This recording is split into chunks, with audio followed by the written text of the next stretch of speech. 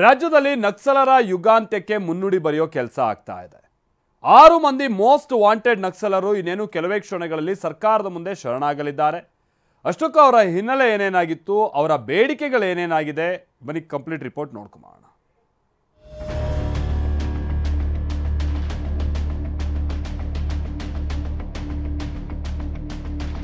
ಎರಡು ದಶಕಗಳ ಶಸ್ತ್ರಾಸ್ತ್ರ ಹೋರಾಟ ಅಂತ್ಯಕ್ಕೆ ಕೌಂಟ್ ಡೌನ್.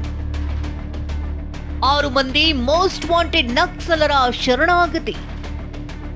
ರಾಜ್ಯದಲ್ಲಿ ನಕ್ಸಲ್ ಯುಗಾಂತ್ಯಕ್ಕೆ ಕ್ಷಣಗಣನೆ ಶುರುವಾಗಿದೆ. 24 ವರ್ಷಗಳಿಂದ ಬಂದೂಕು ಹಿಡಿದು ಕಾಡ್ನಲ್ಲಿ ಹೋರಾಟ ಮಾಡುತ್ತಿದ್ದ 6 ಮಂದಿ ನಕ್ಸಲರು ಸಮಾಜದ ಮುಖ್ಯವಾಹಿನಿಗೆ ಬರ್ತಿದ್ದಾರೆ. 4 ರಾಜ್ಯಗಳಿಗೆ ಬೇಕಿರುವ ಮೋಸ್ಟ್ ವಾಂಟೆಡ್ ನಕ್ಸಲರು ಕೆಲವೇ ಕ್ಷಣಗಳಲ್ಲಿ ಸಿಎಂ ಸಿದ್ದರಾಮಯ್ಯ, ಗೃಹ ಸಚಿವ ಪರಮೇಶ್ವರ್ ನೇತೃತ್ವದಲ್ಲಿ ಬೆಂಗಳೂರಿನಲ್ಲಿ ಶರಣಾಗಲಿದ್ದಾರೆ. ಚಿಕ್ಕಮಗಳೂರಿನ ಮುಂಡಗಾರು ಲತಾ ವನಜಾಕ್ಷಿ, ದಕ್ಷಿಣ ಕನ್ನಡದ ಸುಂದರಿ, ರಾಯಚೂರಿನ ಜಯಣ್ಣ ಅಲಿಯಾಸ್ ಮಾರಪ್ಪ ಅರೋಲಿ ಜೊತೆಗೆ ಕೇರಳದ ಜೀಶಾ, ತಮಿಳುನಾಡಿನ ವಸಂತ ಕೆ ಅಲಿಯಾಸ್ ರಮೇಶ್ ಶಾಂತಿಗಾಗಿ ನಾಗರಿಕ ವೇದಿಕೆ ಸಮ್ಮುಖದಲ್ಲಿ ಇವತ್ತು ಬೆಳಗ್ಗೆ ಚಿಕ್ಕಮಗಳೂರು ಜಿಲ್ಲಾಡಳಿತದ ಮುಂದೆ ಶರಣಾಗಲು ಸಕಲ ಸಿದ್ಧತೆ ಮಾಡಿಕೊಳ್ಳಲಾಗಿತ್ತು. ಆದರೆ ಕೊನೆ ಕ್ಷಣದಲ್ಲಿ ಸಿಎಂ ಸಿದ್ದರಾಮಯ್ಯ ಅವರೇ ಸ್ವತಃ ಫೋನ್ ಮಾಡಿ ಬೆಂಗಳೂರಿಗೆ ಬರುವಂತೆ ಸೂಚನೆ ನೀಡಿದ್ರು. ಹೀಗಾಗಿ ಸಮಾಜದ ಮುಖ್ಯವಾಹಿನಿಗೆ ಬರಲು ಬಯಸಿರುವ 6 ಮಂದಿ ನಕ್ಸಲರು ಬಾಳೆಹೊನ್ನೂರಿನಿಂದ ಬೆಂಗಳೂರಿನತ್ತ ಹೊರಟಿದ್ದಾರೆ. ಮುಖ್ಯವಾಹಿನಿಗೆ ಬರಬೇಕು ಅಂತೇಳಿ ಒಂದು ಡಿಸೈಡ್ ಮಾಡಿ ನಾವೀಗ ಡಿಸ್ಕಷನ್ ರೌಂಡು ಮುಗಿಸಿದ್ವಿ. ಅದೇ ರೀತಿಲಿ ನಾವು ಫಸ್ಟ್ ಡಿಸ್ಕಷನ್ ನಮಗೆ ಪಾಸಿಟಿವ್ ಆಗಿರುವಂಥ ನಾವು ಇಟ್ಟಿರುವಂಥ ಡಿಸ್ಕಷನ್ನ ನಾವು ಒಂದು ಹಂತದಲ್ಲಿ ಡಿಸ್ಕಷನ್ ನಡೆದಿದೆ. ಶಾಂತಿಗಾಗಿ ನಾಗರಿಕ ವೇದಿಕೆ ಸದಸ್ಯರು Chikkamagaluru SP Vikram Amte, IST SP Hariram Shankar ಹಾಗೆ ಪಶ್ಚಿಮ ವಲಯದ ಐಜಿಪಿ ಅಮಿತ್ ಸಿಂಗ್ ನೇತೃತ್ವದಲ್ಲಿ ಬಿಗಿ ಪೊಲೀಸ್ ಭದ್ರತೆಯಲ್ಲಿ 6 ಮಂದಿ ನಕ್ಸಲರು ಬೆಂಗಳೂರಿಗೆ ಬರ್ತಿದ್ದಾರೆ. ಶರಣಾಗತಿಯಾಗಲಿರುವಂತಹ ನಕ್ಸಲರ ಕುಟುಂಬದವರು ಸಹ ಬೆಂಗಳೂರಿಗೆ ಕೆಲವೇ ಕ್ಷಣಗಳಲ್ಲಿ ಆಗಮಿಸಲಿದ್ದಾರೆ. ಇವತ್ತು ಮುಖ್ಯವಾಹಿನಿಗೆ ಬರಲಿಕ್ಕೆ ಎಲ್ಲ ನಾಗರಿಕ ಹಕ್ಕು ವೇದಿಕೆ ಮತ್ತು ಆಮೇಲೆ ಪುನರ್ವಸತಿ ಒಕ್ಕೂಟ ಕೂಡ ಇಂದು ಅಂದರೆ ಕೊಡೋ ಟೈಮ್ಗೆ ಇಂದು ನಾನು ವರ್ಗಾಯಿಸಬೇಕಂತೇಳಿ ನಾನು ಕೇಳ್ಕೊಳ್ತೀನಿ.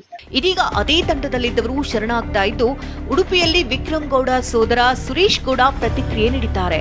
ನಾವು ಬಹಳ ಕಷ್ಟದಲ್ಲಿದ್ದೇವೆ, ಬಾಡಿಗೆ ಮನೆಯಲ್ಲಿ ವಾಸಿಸ್ತಾ ಇದ್ದೇವೆ, ನಮಗೂ ಪರಿಹಾರ ಕೊಡ್ಲಿ, ವಿಕ್ರಮ್ ಗೌಡ ಎನ್ಕೌಂಟರ್ ಬಗ್ಗೆ ತನಿಖೆ ಆಗ್ಲಿ ಅಂತ ಆಗ್ರಹಿಸಿದ್ದಾರೆ.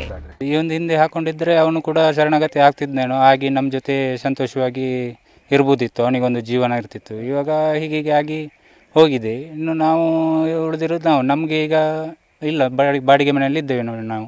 ಈಗ ಆಗಿದೆ, ಆದ್ರಿಂದ ನಮ್ಮ ಜೀವನಕ್ಕೆ ಏನಾದರೂ ಸರ್ಕಾರ ನಾವು ಅನುವು ಮಾಡಿ ಕೊಡಬೇಕು. ಅದಕ್ಕೆ 25 ವರ್ಷದಿಂದ ಮಗನಿಗಾಗಿ ಎದುರು ನೋಡ್ತಾ ಇರುವ ನಕ್ಸಲ್ ಜಯಣ್ಣ ಕುಟುಂಬ ಮಗನಿಗಾಗಿ ಆಸೆ ಕಣ್ಣಿನಿಂದ ಕಾಯ್ತಿದೆ. 25 ವರ್ಷಗಳಂತ ನಾನು ಇವತ್ತು ಅವ್ರನ್ನ ನೋಡಕ್ಕೆ ಬರ್ತಾ ಇದ್ದೀನಿ. ಖಂಡಿತ ಅವರು ಮುಖ್ಯವಾಹಿನಿಗೆ ಬರೋದ್ರ ಮೂಲಕ ಪ್ರಜಾತಾಂತ್ರಿಕ ಚಳವಳಿಯನ್ನು ಇನ್ನಷ್ಟು ಸದೃಢವಾಗಿ ನಡೆಸ್ತಕ್ಕಂಥ ದೃಢ ನಿಶ್ಚಯದಿಂದಿದ್ದಾರೆ. ಅವರೇನು ಸೋತು ಶರಣಾಗತರಾಗಿ ಅಥವಾ ಭ್ರಮನಿರಸರಾಗಿ ಬಂದಿರತಕ್ಕಂಥದ್ದಲ್ಲ. ಚಳುವಳಿಯನ್ನು ಇನ್ನಷ್ಟು ಗಟ್ಟಿಗೊಳಿಸಬೇಕು, ಚಳುವಳಿಯನ್ನು ಸರ್ಕಾರಕ್ಕೆ ಮನವರಿಕೆ ಮಾಡಬೇಕು, ಸರ್ಕಾರ ಕೂಡ ಸಕಾರಾತ್ಮಕವಾಗಿ ಸ್ಪಂದಿಸ್ತದೆ ಅನ್ನೋ ಭರವಸೆಯಲ್ಲಿ ಬಂದಿದ್ದಾರೆ.